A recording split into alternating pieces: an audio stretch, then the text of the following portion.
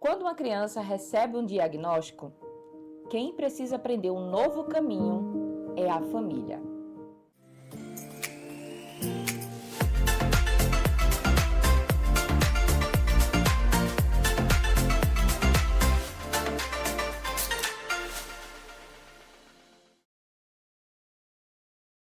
Sejam muito bem-vindas, lindas, a mais um podcast Tá Juntas, um programa que a gente fala sobre saúde da mulher, onde a gente fala muito sobre essa questão de olhar você por inteira e não simplesmente só passar um conteúdo. E eu sempre mesmo penso para a gente trazer um profissional que possa fazer você se sentir vista, acolhida, ter uma escuta ativa.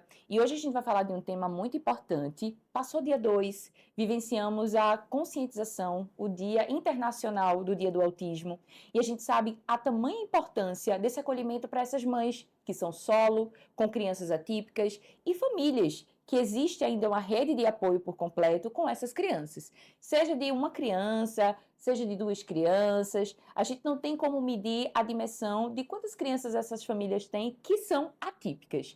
E para a gente falar sobre um tema muito importante, eu precisava trazer uma psicóloga que trabalhasse com essa educação parental para poder entender o lado de vocês e a gente discutir um pouquinho aqui esse conhecimento e fazer com que vocês pudessem ter um pouco mais de acolhimento através das telas. Então, eu hoje trouxe Eduarda Petribu Vasconcelos, ela que é psicóloga, tá? Como eu disse a vocês, ela trabalha com essa educação parental, trabalha com crianças e adolescentes. Seja muito bem-vinda, Eduarda. É um prazer ter você aqui e falar sobre um tema tão importante, que é sobre crianças atípicas, essa parentalidade atípica. Eu queria que você pudesse se apresentar, dizer como é seu trabalho, onde você atende, só para eles poderem conhecer um pouquinho do seu trabalho. Tá, joia. Obrigada, né, por estar aqui e por estar compartilhando um tema que é tão importante para acolher tantas mulheres Sim. e famílias, porque a gente fala muito de mulheres sós, mas eu vejo muitos pais também participando desse processo, graças a Deus, né? Amém! Até porque o pai não ajuda, É. ele é 50% da criação dessa criança. Então, assim, sou Eduarda, sou psicóloga clínica formada há 20 anos. Hoje estou atuando na área clínica há 6 anos, só clínica, e trabalho com famílias de crianças e adolescentes, típicas ou atípicas. Sou mãe atípica, tenho um filho com TDAH, altas habilidades e transtorno de ansiedade generalizada. Então, por isso, talvez, desde pequena, por ser formada em psicologia, essa foi uma área que me chamou muita atenção. E também pelo número de crianças atípicas que estava se vendo acontecer, né, no mundo. Eu acho que a gente lá atrás, na minha época de faculdade, não se tinha tanto essa percepção sobre o cuidado Sim. com as crianças e as atipias. Era muito mais o desenvolvimento comum lá de Piaget e a gente ia seguindo. E hoje não, a gente consegue olhar cada criança como um indivíduo único. Independente da atipia, a gente entender o que cada criança necessita. Eu acho que isso é o que a gente mais busca, sabe, hoje. Eu percebo muito hoje, Eduarda, é a questão ainda do atraso do diagnóstico. A gente sabe que quando a gente fala do SUS, tem um pouco mais de atraso para essas mães, principalmente que têm uma baixa acessibilidade a esses profissionais que são formados. Existem também profissionais que se formam, mas não criam uma habilidade de trabalhar, ao invés de progredir a criança no avanço, no desenvolvimento, muitas vezes nem evolui muito. Mas hoje, você percebendo na tua atuação, mesmo na área particular, e eu sei que convive com outros profissionais que trabalham em outras redes públicas, como é que está sendo essa questão do diagnóstico? Você está percebendo que diminui um pouquinho mais ou ainda mantém essa distância? Porque geralmente esperam, pede-se, para que a criança cresça um pouquinho, 1 ano, 2 anos ou mais, mas também chega até uns 5 para poder identificar. E a gente sabe que tem alguns sinais que a criança de pequena ela já pode dar e a gente tem um pouquinho de start de entender que pode estar acontecendo alguma alteração neurológica ali, mais ou menos. Então, hoje a gente tem um meio que ajuda, mas também é um vilão, que é a internet. Sim. A gente tem muito acesso a tudo. Então, muitas famílias, antes mesmo de buscar um diagnóstico com um médico, com um profissional, que geralmente são os psiquiatras, neuropediatras ou psicólogos, neuropsicólogos, né? Que eles podem sim dar esse diagnóstico e fechar um diagnóstico para o seu filho. Porém, muitos pais começam a já perceber diferenças no desenvolvimento. Pais que têm mais de um filho começam a comparar o desenvolvimento de um com o outro, o filho do amigo ou vizinho, e isso vai fazendo com que eles comecem a perceber: meu filho é diferente. Uhum. E é diferente por quê? Ah, porque ele anda de ponta de pé. É diferente porque ele está com 3 anos e não fala. É diferente porque ele grita mais do que forma frases. É diferente porque ele tem uma seletividade alimentar grande. E isso começa a chamar a atenção. Sim. A partir disso, eles começam a buscar ajuda. De Uhum. fato, no SUS, hoje, eles já têm até um respaldo grande. E para você receber um benefício do governo, que toda criança atípica com autismo ou TDAH, ela recebe do governo, o diagnóstico ele é necessário que seja feito por um profissional do SUS. Então, assim, não adianta você ter um laudo particular, não adianta você achar que vai furar a fila em pagando para um profissional particular e entrar com aquele laudo, porque é necessário que seja através do SUS. Eu vejo melhorando bastante isso e a resposta sendo até mais rápida. Tenho pessoas próximas que encaminhei para fazer, né, essa pesquisa e essa busca Uhum. em um diagnóstico. Eu, particularmente, já tinha diagnosticado e conversado com essa mãe, e ela buscou ajuda no SUS após uma ajuda particular, já com diagnóstico Sim. fechado, e ela demorou aí em média de 6 a 8 meses para ter esse laudo. Então, assim, não é uma espera tão longa para alguém Era que tem uma pior. vida inteira É. pela frente. Antigamente era muito mais difícil. Era coisa de 3 anos para É. você fechar um laudo. E É. isso o filho dela estava na época com 3 anos. Então, assim, é uma idade baixa, Sim. teoricamente, né?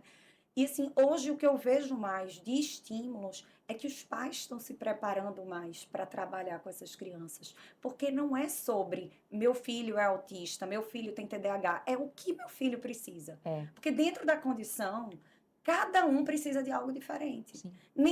Nenhum autista é igual, nenhum TDAH é igual, nenhuma pessoa comum, sem atipias, é Igual o outro. igual. Então, por que eu vou botar os autistas todos numa caixa e trabalhar com eles da mesma forma? É impossível. Então, assim, eu hoje eu atendo 3 adolescentes que são autistas na clínica, e assim, a gente trabalha claramente, eles sabem do que eles têm.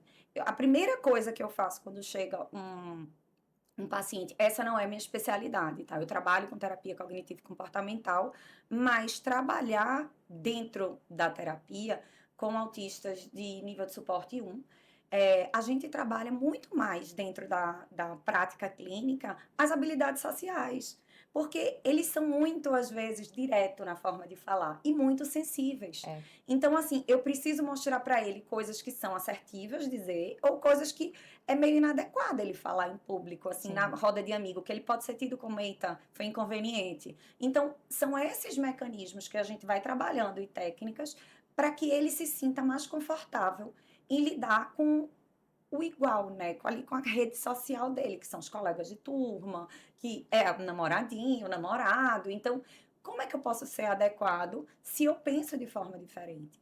Porque o autista ou o TDAH, ele é neurodivergente. Sim. O funcionamento dele é diferente. É. Então, assim, para o que uma pessoa fala,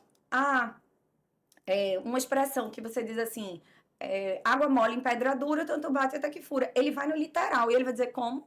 Não, mas a água nem sempre vai furar a pedra.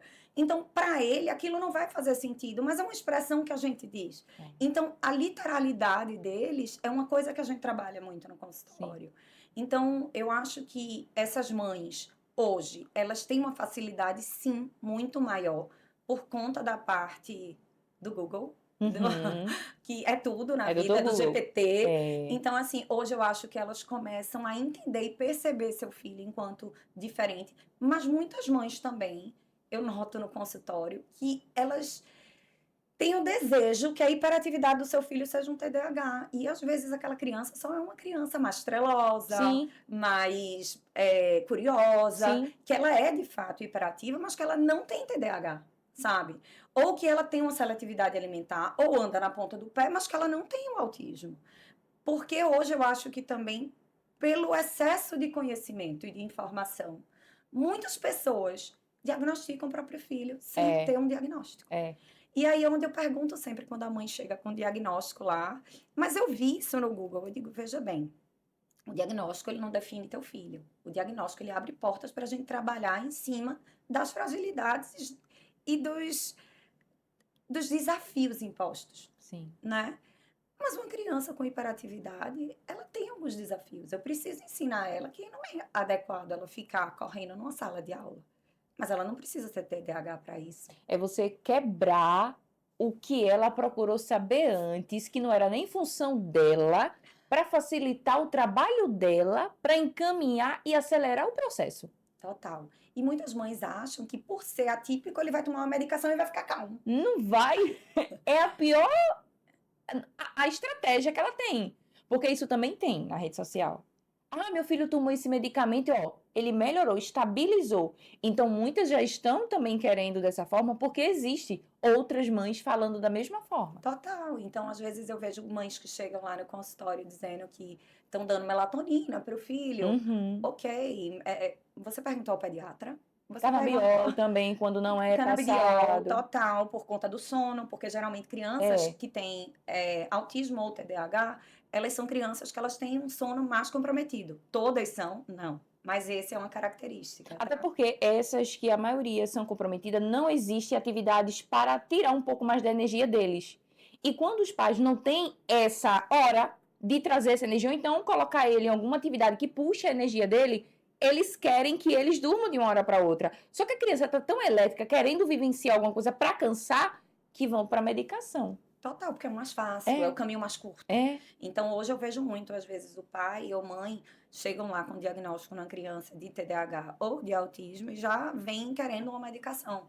Eu não medico, psicólogos Sim. não medicam, É. mas assim, eu participo junto com os psiquiatras ou É neuro. a discussão de caso. Total, e aí a gente fica nessa questão de tem casos que não precisam ser medicados, sabe? Tem TDAs sem a hiperatividade, porque a hiperatividade nem sempre ela é motora. É. Na grande maioria das vezes ela tá aqui, né? É. Então é um Neural. cérebro muito rápido É. e que pensa muito e que não desliga. Eu lembro É. muito meu filho chegar para mim e dizer: "Mãe, eu quero desligar a minha cabeça". E quando ele começou a tomar uma medicação, que aí já foi lá para os 12 anos, porque estava começando a comprometer a vida escolar. Sim. Até os 12 ele nunca tomou nada. Mas quando começou a prejudicar a parte de ficar quieto em sala, de lidar melhor com frustrações, a gente fez isso. E ele hoje sente muito melhor, mas ele não deixou de ser a criança que ele é. Porque Sim. tem medicações que Que deixa, mudam. ela muda a criança. Muda. A É. criança fica apática, a criança. E aí é onde entra essa questão que eu falo muito para os pais. Se teu filho deixou de ser ele, de ter a personalidade, o perfil, aquelas características que sempre foi dele, a medicação não tá certa. Porque o que a gente não quer é uma criança apática e que esteja dopada, Sim. né? Por medicações, que às vezes eu acho que alguns pais, para poderem ter mais controle sobre a criança, buscam mais isso. Então, assim, lógico que cada caso é um caso, cada mãe tem aí seu perfil, cada família tem sua estrutura. Tem gente que vai ter uma rede de apoio, tem gente que não vai ter uma rede de apoio. Uhum. Aí entra também o mecanismo da babá virtual, Sim. que é uma tela, que é um celular, um iPad ou uma televisão, que isso vai psicoestimular muito essas crianças. Então, Vai deixar eu estou mais ajudando acelerada. ou trabalhando, mas aí dentro disso já estão desenvolvendo programas, apps voltados para crianças atípicas que estimulam da forma correta. Uhum. Então, ao invés de você estar botando num desenho animado ou num filme que tem muito excesso de cores e imagem, você pode estar botando em coisas que vão Seja ajudar no menor foco. o foco. Apesar de que a higiene do sono é importantíssima. Então, 2 horas, 1 hora e meia antes do horário de dormir e da rotina, que é muito importante para crianças atípicas, tem que tirar. E isso tem que ser um combinado e tem que ser feito. E quem faz é o pai ou a mãe. A gente não pode esperar isso da criança. Então, assim, isso é bem importante. Eduarda, para essa criança que ela tem autismo, grau 1, a gente percebe que é um pouco mais calada e quando ela não é assim estimulada a falar, ela se retrai. Chega assim para você quando vem nos primeiros atendimentos essa retração ou você percebe crianças de grau 1 mais comunicativa e um outro é um pouco mais fechado? O que eu percebo muito é que às vezes a criança ela não é vista desde o início, não é acompanhada, tem lá a noção que pode ter, Chega numa fase da adolescência, ele é um pouco mais fechado do que o normal. Não fala muito, não expressa muito. Às vezes até parece que o pai e a mãe quer puxar alguma coisa, mas ele não consegue falar, ele não consegue externar. A gente sabe que vem evoluindo Uhum. esse modo de silêncio. Mas para você, quando é nas primeiras sessões, chega um autista desse jeito de grau 1 ou são poucos? Chega a qualquer criança, assim, tanto típica ou atípica. Eu acho que não necessariamente ele precisa ser autista para ele chegar tímido. Isso faz parte mais da personalidade até do que ser uma característica do transtorno. Existem, eles são às vezes mais desconfiados com pessoas Sim, que eles não conhecem, mas eu também pego, assim, atendo crianças típicas assim, que demora de 3 a 5 sessões para para eles poder entenderem e criarem um um vínculo, vínculo. sabe? Então, eu sempre converso com as famílias, se de 3 a 5 sessões Uhum. esse vínculo não foi estabelecido e eu não senti que essa criança confia mais, assim, está começando a confiar e conversar e rir na sessão, eu digo, vê, eu acho que talvez ela não estabeleceu esse vínculo comigo, seja melhor vocês tentarem um outro profissional. E era isso que eu ia falar também. Tem a questão de, muitas vezes, não é o profissional também. É a criança que não chegou o tempo. Aí os pais intervêm de uma forma diferente. Já tira e já troca. Ele vai Exato. ter que começar tudo de novo. Aí cada vez mais vai trocando. Porque os pais não estão tendo paciência do processo dele. Vai ter essa situação que você vai pedir para trocar, porque até então bateu, mas não evoluiu. Porém, tem crianças que ainda não estão no processo de libertação para poder falar, olhar nos olhos que muitas vezes não olham, mas falar alguma coisa, só que não é o profissional. Aí a família intervém, já fica trocando, trocando. E a criança também, ela vê que não é que ela cansa, mas é porque o processo vai ficando tão pesado que vai ter uma hora que ele não vai aceitar mais nenhum. Sim. Porque a dificuldade de aceitação de deixa eu ficar aqui só um tempinho, pode durar até 10 sessões, mas me deixe pelo menos 10, porque eles muitas vezes não vão expressar. E é os pais que vão comandar. Então, é bem complexo quando a gente não entende a rotina dessa criança. É bem complexo quando a gente tem as redes sociais nas mãos e cada influência que tem um filho chegue e dite como é que é. E as mães autodiagnosticam os filhos pela experiência do outro. A gente com filho sem ser atipia.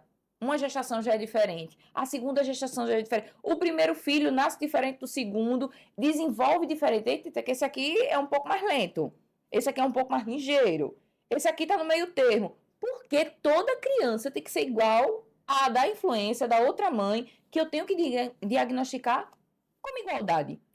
Então, é tirando o seu papel como profissional, é tirando o papel do diagnóstico, do neuro.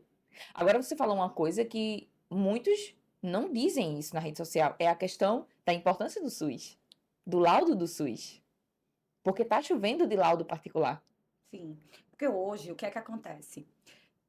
O laudo particular, hoje tem muitas clínicas que são focadas em desenvolvimento e trabalhar com crianças atípicas, Uhum, principalmente um foco muito importante no autismo. sim. É uma clínica multidisciplinar que você vai ter fono, TO, psicólogos, neuro, psiquiatras, e as crianças vão para essa clínica toda tarde, por exemplo, quem Uhum, estuda à tarde ou quem estuda de manhã. Porque hoje, com a inclusão, a maioria das crianças que têm autismo, não importa o nível, o grau, o que seja, elas estão dentro de uma escola. E aí, à tarde, elas passam a tarde nessa clínica. A clínica vai ter, é, às vezes, uma cozinha para ensinar a criança como ela pode preparar o seu próprio café. Então, ela vai trabalhar em cima das rotinas de cada criança. E isso, com o laudo particular, uhum. você tendo um plano de saúde, muita gente busca que o plano pague. Então, quando você tem um plano de saúde, muitas vezes o plano é obrigado hoje a pagar por todo esse trabalho multidisciplinar. Então, essas clínicas especializadas, ela já tem esse caminho. Então, se a pessoa tem um filho com atipia, o que ela faz, o que eu vejo hoje assim, na grande maioria das famílias, é que elas preferem se esforçar um pouco mais para Sim, pagar um plano de saúde para poder proporcionar isso para o filho, porque ele vai ter uma qualidade de estímulo maior do que o SUS pode dar. sim. Porque apesar do SUS estar rápido no laudo, o SUS, é, as consultas e esse atendimento Tá multidisciplinar com engateando. fono tá ainda engateando. Tem bons profissionais, tem Tem. muito bons profissionais, mas às vezes uma consulta numa clínica dessa multidisciplinar, que você vai passar a tarde lá, 4 horas, teu filho vai passar sendo estimulado, o atendimento do SUS vai ser ali de 20, 25 minutos por profissional. Então, eu vejo muito isso dos pais, mesmo quando podem ter um poder aquisitivo mais baixo, deles tentarem se unir e pagar um plano de saúde para tentar colocar numa clínica dessa, porque de fato a evolução parte do princípio do estímulo. Então, assim, E é mais quanto mais rápido também. estimulado, mais desenvolvido crianças ficam. Por isso que hoje, muitas crianças que foram diagnosticadas com autismo 3, nível 3, hoje estão nível 2, porque ele era não verbal e hoje fala. Então, assim, tudo que a gente sabe é que a gente não sabe ainda de Que não tudo, sabe. né? E eu acho que, assim, cada vez mais crianças estão sendo estimuladas de formas melhores, de formas mais eficazes. E aí faz com que ela tenha um desempenho melhor. Então, ela tem uma rotina, ela fique menos instável emocionalmente, ela desregule com menos facilidade e ela saiba se regular com mais facilidade. Agora, também é um perigo que eu vejo hoje, é que muitos pais e influencers, como você falou, eles romantizam o Demais. autismo. Ai, se eu pudesse, e eu vi um depoimento que eu achei assim incrível de uma mãe há 15 dias no Instagram, quando ela tinha visto um influenciador que tem mais de 1 milhão de seguidores, dizendo que se pudesse escolher, ele continuaria e teria o filho exatamente como ele é, com o grau de autismo que o filho tem, que é um grau 2 ou 3. E aí ela disse, esse influenciador tem aí milhões de seguidores, tem uma condição de vida maravilhosa, o filho tem um acompanhante, o filho viaja de primeira classe, o filho é estimulado nas melhores escolas, faz aula de dança, faz aula de piano. Então, assim, para ele e para o lugar dele, talvez ter esse filho e poder ajudar outros a conscientizar sobre o autismo, de fato seja algo muito importante. Mas para uma mãe solo, que vive numa casa de um cômodo só, com um filho que estuda numa escola pública, que ela às vezes não tem com quem deixar, porque ninguém quer a criança que bate, a criança que morde, a criança que grita, a criança que não fala, a criança que não tem medo do perigo, porque ela não tem essa regulação de saber o que põe ela em risco ou não, é muito difícil. Então, essa mãe, ela falava chorando e ela disse: eu acho muito lindo quando ele fala que teria um filho igual. Mas eu peço desculpa a Deus todos os dias por dizer: meu Deus, se você pudesse me dar um filho sem o autismo, eu queria.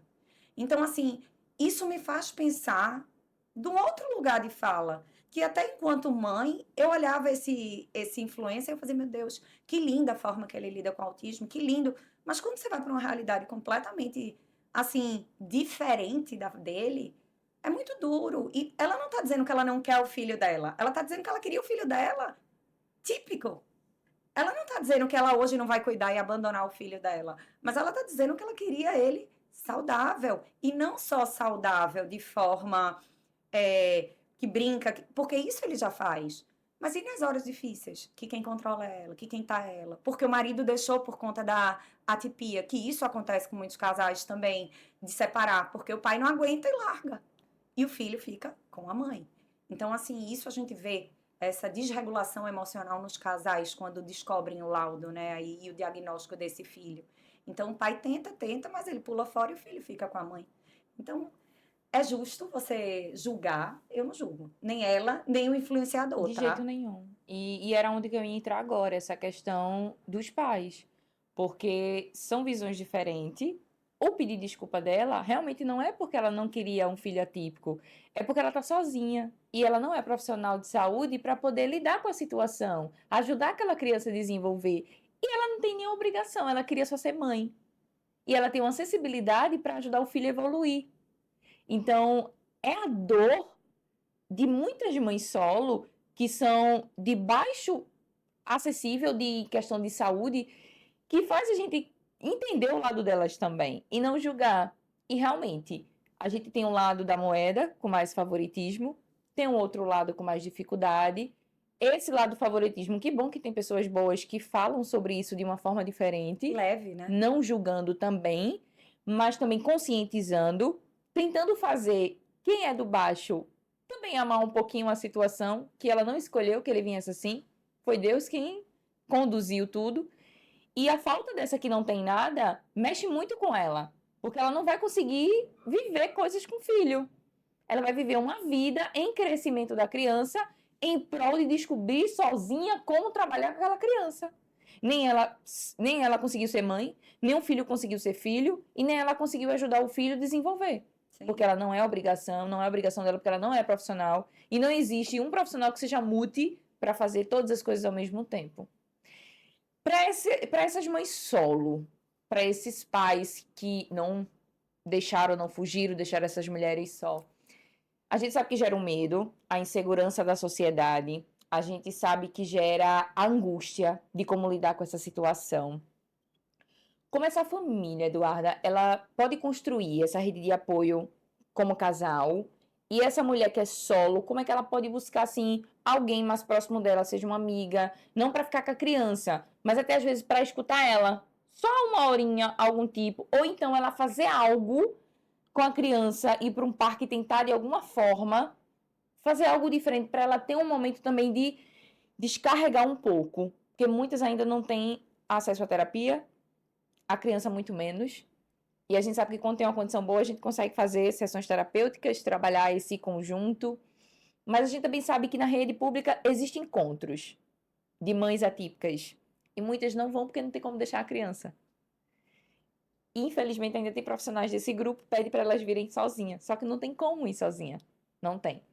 Como você enxerga esse meio dessas mulheres que são sozinhas, que essas famílias, para construir um pouco dessa rede de apoio, para trazer esse conforto e direcionamento?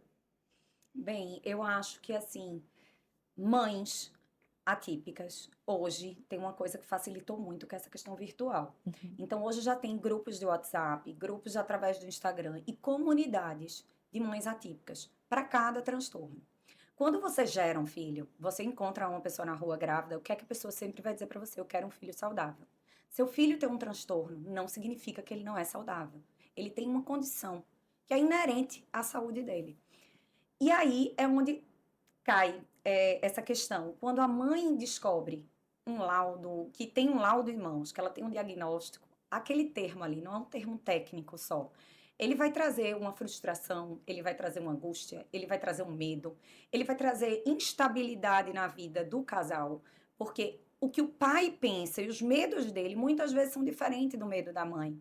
E a gente vê muito eles pensando em meu Deus, eu não vou viver para sempre. Quem vai cuidar do meu filho quando eu me for? E se tiver um acidente? E se acontecer algo? Quem cuida do meu filho?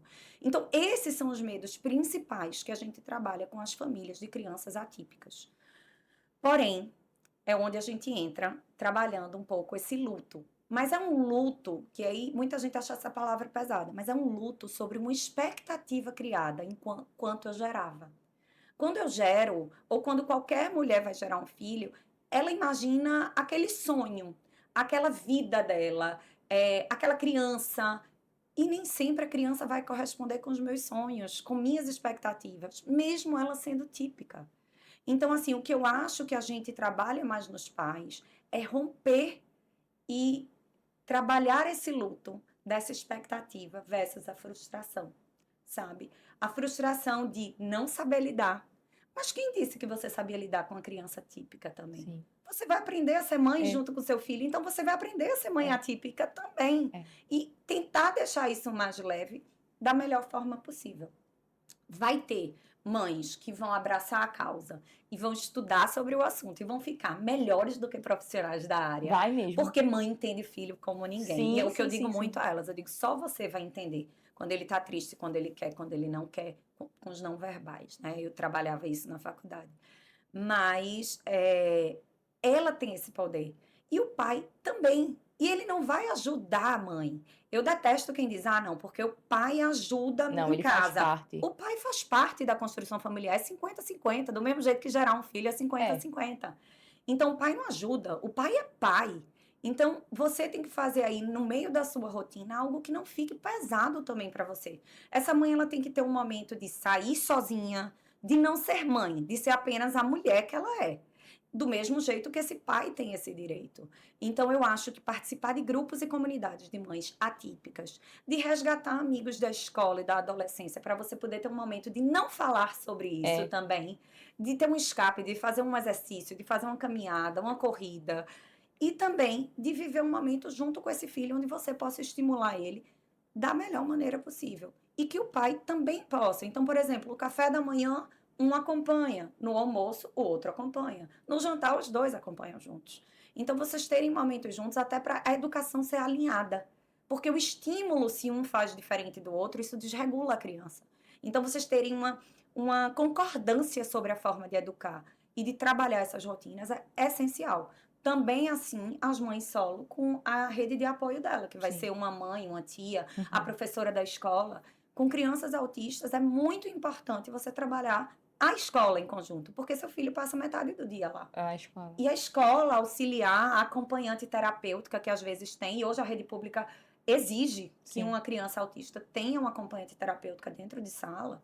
Então, é importante você conversar, dizer cada gesto, cada fala, cada significado dos gestos do teu filho, quando ele não verbal, para poder ajudar e ele ser atendido mais rápido, porque ele sendo atendido, ele desregula com menos facilidade.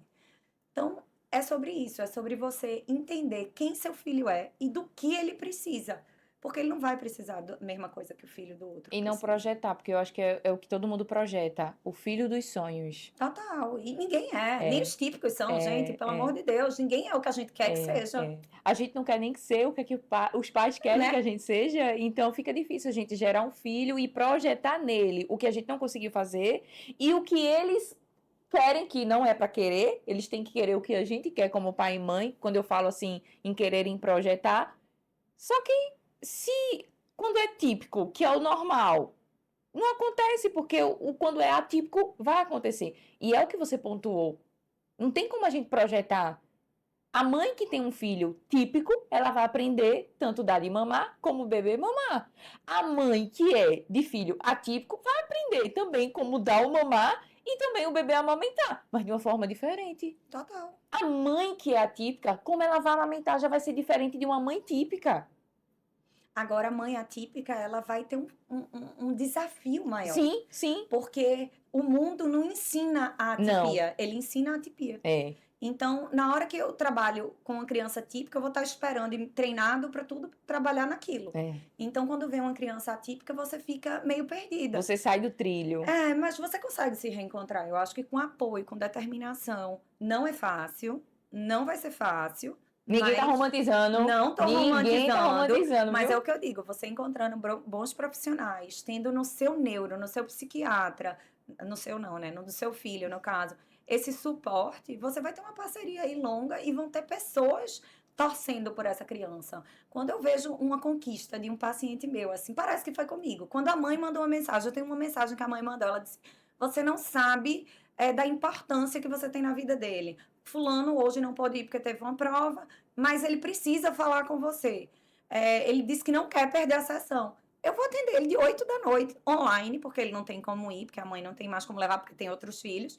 Mas eu atendo, ele diz: ai, tia, eu tava morrendo de saudade, porque eu precisava te contar. Então, assim, era uma pequena conquista, foi uma nota que ele tirou 7 na prova, mas que ele só tirava 5, e ele conseguiu naquela prova de redação, porque a letra dele é uma letra mais difícil de ser lida, e ele trabalha muito isso na psicomotricidade dele. E aí ele queria me dizer que tinha tirado uma pessoa que só tira 4, tira 7 numa redação. Poxa, foi uma conquista enorme pra gente. Na sessão seguinte, a gente fez uma brincadeira, eu dei um troféu. E ele se sente valorizado com aquilo. Então, eu acho que é você trabalhar uma criança não enquanto atípica, mas uma criança enquanto ser humano, sabe? E você pensar também, sempre que você vê uma mãe atípica num banheiro público, num cinema, que o filho dela estiver dando um trabalho, fazendo aquela birra, que aí você já olha e julga. Para de julgar, oferece ajuda, você enquanto mãe. Eu gosto muito da frase que diz: quando uma mãe perde um filho, todas perdem um pedaço. E quando uma mãe sofre, ou quando uma mãe tem uma luta, a batalha é de todas nós. Então, eu acredito muito nisso. Eu sempre pergunto, no avião, às vezes eu tô, e tem uma mãe com aquele bebê que não para de chorar. E eu vejo que ela não tem tempo de ir no banheiro. Eu, sendo mulher, tudo, eu digo: oi, tudo bom, prazer, sou Eduarda, sou psicóloga, tenho 3 filhos, como é teu nome? O que é que tá acontecendo com teu filho? Ele tá com dor de ouvido? Será que ele tá com isso? Aí depois que eu me apresentei, tô ali, eu digo: você precisa ir no banheiro, se precisar, eu tô aqui, pode deixar teu filho comigo. Eu sei que o mundo hoje não tá fácil de confiar em pessoas, mas aqui no avião não tem pra onde eu ir. Se quiser, eu fico do lado da comissária, só segurando ele, pra você ter um momento só seu.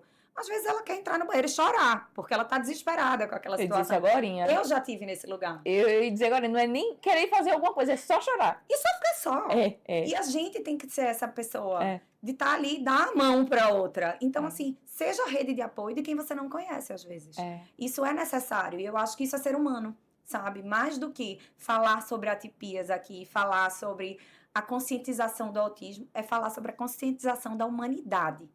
De se você estivesse no lugar daquela pessoa, o que você gostaria que fizessem com você, por você e pela sua família. E principalmente pelo seu filho. Se você se faz essa pergunta ao sair de casa diariamente, você vai ser uma pessoa melhor naquele dia e poder ajudar uma mãe que esteja precisando. Então, eu acho que é muito mais É sobre se isso. doar. É se doar. Só um pouquinho. Só um pouquinho e faz tão bem. Demais. Quem não se doa, quem não faz uma doação, seja de um abraço, seja de um sorriso, seja só de escuta, só sentar, só escutar, não sabe o que é algo bom da vida.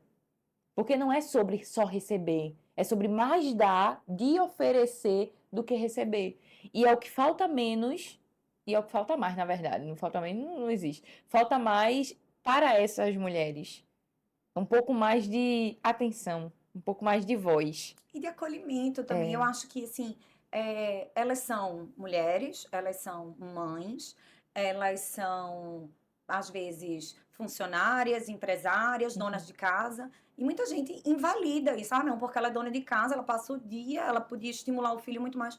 Uma casa não se limpa sozinha, o Não. banheiro não se lava sozinho. Uma criança atípica tende a sujar muito mais roupa do que uma criança típica. Então, assim, tem crianças que desfraldam com 5 anos.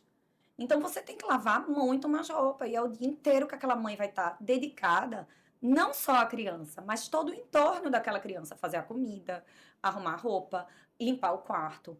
Até essa criança ter a noção da rotina e que possa guardar os próprios brinquedos, que possa ser cobrada, essa mãe vai ter feito. Sim, Então, essa mãe vai estar mais cansada. muito Então, mais. a gente precisa acolher essas mães. E uma hora ela Então, pifa. total, uma hora ela esgota, né? E aí vem o burnout materno, vem várias outras questões psicológicas que vão implicar na vida dessa mulher. Então a gente precisa trabalhar a família como um todo. Eu sempre digo, quando chega uma mãe lá no consultório, eu sempre pergunto e tento encaminhá-las para um atendimento dela, psicológico. Porque eu acho que quando a gente trabalha uma criança, é porque a mãe já está ali entendendo que o filho está sofrido, ou que o filho necessita, mas essa mãe está sofrida. Porque quando um filho sofre, a gente sofre mais. Então, quando a mãe vê um filho em depressão, essa mãe também está numa tristeza profunda. Sim. Quando a gente vê um filho atípico sofrer uma exclusão, todos os meninos serem convidados para uma festa, no grupo da escola, tá todo mundo falando e mandando foto da festa e seu filho não foi convidado, essa mãe está em sofrimento. Então, a gente precisa acolher muito mais o todo e essa família até do que essa criança, sabe? Eu acho que a criança, a família já está lhe dando suporte e muitas vezes protegendo dele perceber a exclusão. Mas essa família está sendo excluída como um todo. Então, isso a gente precisa trabalhar profundamente ainda enquanto sociedade.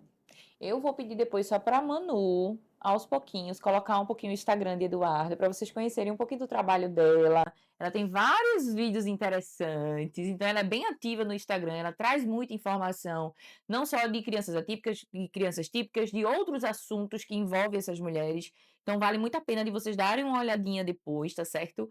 Eduarda, para a gente finalizar, esses pais que estão identificando algum desenvolvimento, algum comportamento diferente no dia a dia dessas crianças, como esses pais eles podem despertar para procurar ajuda de um psicólogo? Em que momento? Se é quando está muito elevado os comportamentos, o desenvolvimento que está muito atrasado, ou então no início, e esse início, quais são os sinais assim que eles podem entender para dizer assim, opa, tem esse sinal aqui, vamos supor, 3 sinais clássicos que pode estar me identificando que eu preciso agora de um acompanhamento. Vamos iniciar o quanto antes? Para que esses pais possam dar o início a esse acompanhamento e a criança não desenvolver para um atraso muito mais acentuado. Eu não gosto muito de dar os passos a passos, assim, de cada idade, o que cada idade deve fazer, porque crianças, de fato, são diferentes. E aí é onde eu vou dizer para vocês, eu, enquanto mãe, quando meu filho era pequeno, eu achei que ele era autista. e achei que ele tinha, de fato, os atrasos que o autismo trazia. Mas a gente descobriu que ele não tinha depois. Então, naquele momento, eu procurei o pediatra. E eu disse: veja, eu, enquanto psicóloga, estudei na faculdade que o desenvolvimento infantil é assim, e ele não está acompanhando. E ele disse: Eduarda, mas ele tem tudo o que ele quer, ele está conseguindo as coisas dele. Então, a pessoa que está mais próxima, o médico que acompanha teu filho desde o nascimento, que geralmente é o pediatra, é o médico do postinho, é a pessoa que está ali próxima, é um familiar que está. Você vai perguntando às pessoas que estão ao seu lado também. Eu já tinha uma filha mais velha, então eu insistia, mesmo sabendo que não se deve comparar, em comparar, porque eu dizia: não está certo. E eu descobri que ele tinha altas habilidades e superdotação aos 4 anos, quando ele começou a ler e escrever em inglês e português. E o menino não falava até os 3, praticamente. Ele não formava frases. Ele gritava, na maioria das vezes. Ele mordia, era o mordedor da turma. Então, eu era chamada na escola. A escola dizia que ele precisava fazer terapia ocupacional, porque ele não tinha uma pegada fina muito boa, ele não tinha uma estabilidade física, o lugar e espaço dele, o senso de espaço, ele não tinha. Então, eu fui essa mãe de achar que ele tinha algo, mas que deixei o tempo acontecer para de fato eu perceber. Lógico que tem comportamentos que são assim muito típicos do autismo, que é o andar de ponta de pé, porque existe um estreitamento e um encurtamento do tendão de trás da perna no crescimento dessa criança. E aí ela tende a andar porque isso relaxa um pouco o tendão dela, ela tá de ponta de pé. Tem as estereotipias, que geralmente são movimentos repetidos ou falas repetidas. É ecolalia, que é aquela questão da fala, dele repetir o que o outro fala, ou dele ficar falando sozinho. Criança também tem muito esse comportamento de você chamar o nome dela e ela não responder. Desde pequenininha, com 2 anos, você falar o nome e a criança continuar fazendo, brincando, o que ela tiver. Atenção, se ela estiver olhando uma televisão, ou num iPad, ou num celular, é muito comum que a criança não vá olhar para você, porque aquilo chama mais atenção. Então, não entre em desespero. E esses sinais, esses sintomas, essas características, elas podem acometer, podem dizer que podem fazer parte do critério diagnóstico ou não. Não é porque seu filho é hiperativo que ele tem hiperatividade do TDAH. Ele pode só ser uma criança hiperativa. Não é porque seu filho demorou a falar que ele vai ter autismo. Não é que ele anda na ponta do pé que ele vai ter autismo. Eu estou dizendo que esses são comportamentos e sintomas mais característicos do transtorno. Mas não entre em desespero. Vai dando tempo ao tempo, entendendo se tua criança responde aquilo. Pode ser apenas, por exemplo, ele ter um TARI, que é o transtorno alimentar restritivo evitativo. Não necessariamente ele vai ser autista e ter seletividade alimentar. Então, tua criança pode, desde pequena, ter um TARI e ela não ser autista. Então, assim, nem tudo vai repercutir isso. Então, tenha paciência. Tente esse diagnóstico aí a partir dos 3 anos. Eu acho que a partir dos 2 você já consegue perceber. E quem tiver na rede particular é mais fácil conseguir. Mas rede pública vão dar como se fosse um diagnóstico inconclusivo. E vão te fazer voltar lá a cada 6 meses. Então, por isso que eu estou dizendo, rede pública, eu acho que você ter aí esse diagnóstico a partir dos 3 anos é mais certo. Então, vai evitar algumas idas e vindas no posto. Na rede particular, hoje a gente já consegue diagnóstico até 1 ano e 8 meses, já está se dando esse diagnóstico. Fica inconclusivo até os 3, mas já se vai estimulando essa criança enquanto hipótese diagnóstica do autismo para ela desenvolver mais rápido. Então, eu acho que isso são os passos e assim, os sinais mais evidentes dentro do transtorno, sabe? Enquanto a Eduarda fala, e eu fico pensando, eu fico analisando, eu fico tentando entender o porquê existem ainda profissionais que não são também tão críticos com eles mesmos ao ponto de estudar um pouquinho mais, se importar um pouquinho mais, não alarmar demais, não intervir demais, não ser multiprofissional em uma função só.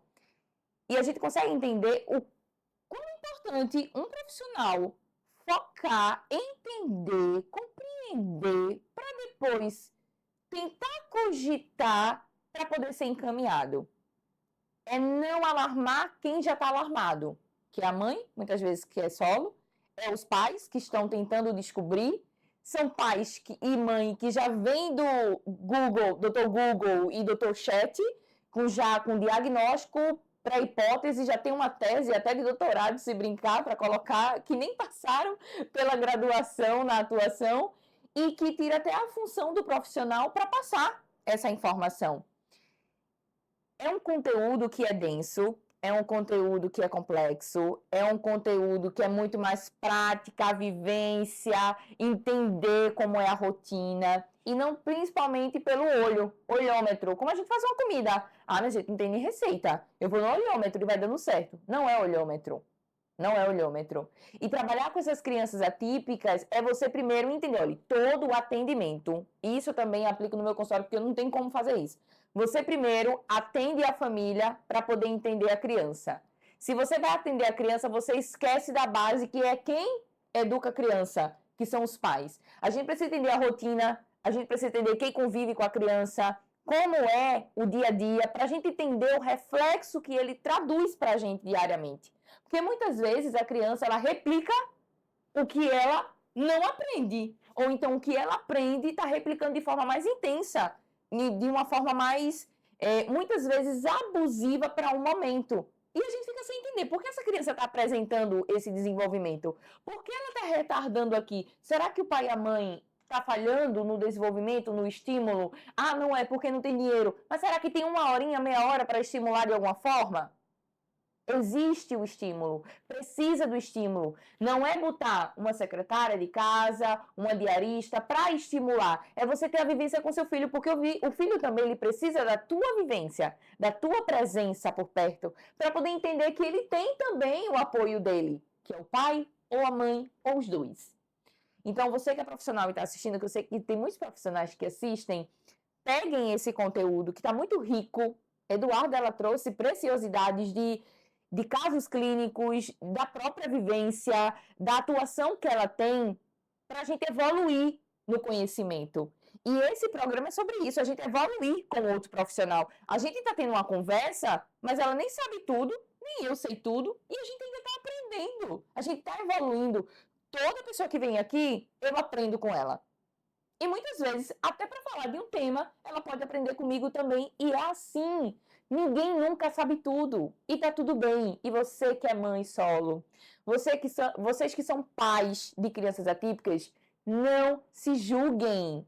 Não cravem facas em vocês. Porque, assim, além da criança estar desenvolvendo, vocês estão aprendendo, como bem a Eduarda disse aqui. É um aprendizado. Nasce uma criança atípica, nasce pais atípicos, nasce mãe solo atípica, nasce uma criança normal, que é típica, que a gente fala, também nasce uma mãe, também nasce um pai.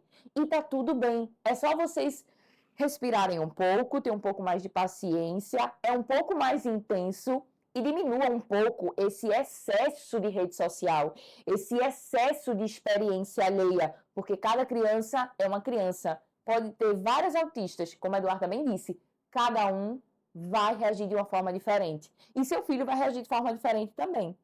Então, que vocês possam reprisar, replicar várias vezes, compartilhar muito, trazer esse mês de abril, essa conscientização para crianças autistas, mas replicar para outras mães de crianças atípicas, seja TDAH ou outra atipia que ela tenha. Eduarda, muito obrigada. Eu aprendi muito com você aqui. Eu sempre aprendo, mas assim, meu trabalho de conclusão da UTI-NEL foi sobre autismo. Só que, veja, faz 8 anos isso. E como eu não trabalho com criança autista, sou mais com as duplas mães e bebês, o processo da amamentação, vem essa questão da consulta ginecológica, não é tão próximo. Mas eu preciso entender um pouco, porque essa mãe, ela pode vir para mim, ela ser uma mãe atípica. E eu tenho que entender como lidar com ela. E assim, muito, muito mesmo eu aprendi aqui com você, com outro olhar em relação a como lidar com a situação. Então, assim, você é uma profissional riquíssima em conhecimento. Você tem uma clareza de equilibrar os ambientes de onde vem essa mãe, de onde vem essa família, qual o padrão, e você sabe aplicar em cada padrão de uma forma humana. E isso é o que muda e diferencia do profissional. Quando ele não pensa como um todo, mas classificando e personalizando cada atendimento. E é isso que faz a gente ser diferente. É a gente entender, é a gente ter empatia, olhar para o outro, escutar mais, entender e também pontuar quando necessário. E fazer os pais também terem um apoio quando muitas vezes o profissional nem pede para os pais terem um apoio. Então, assim, esse programa eu sei que vai edificar muitas vidas, muitas famílias, muitas mulheres. E eu queria que você deixasse só uma mensagem para essa mãe, para essa família, quanto que são pais ou mãe de criança típica, para que ela possa só, como psicóloga, sentir um pouco mais acolhida, finalizando esse podcast. E eu agradeço muito por você ter aceitado meu convite. Esse programa vocês vão estar vendo gravado. Ela tinha um compromisso e a gente não podia no ao vivo, mas assim, tinha que ter. Tinha que ter, porque eu precisava para você mês de abril e foi muito rico, foi muito grandioso e eu aprendi muito com você.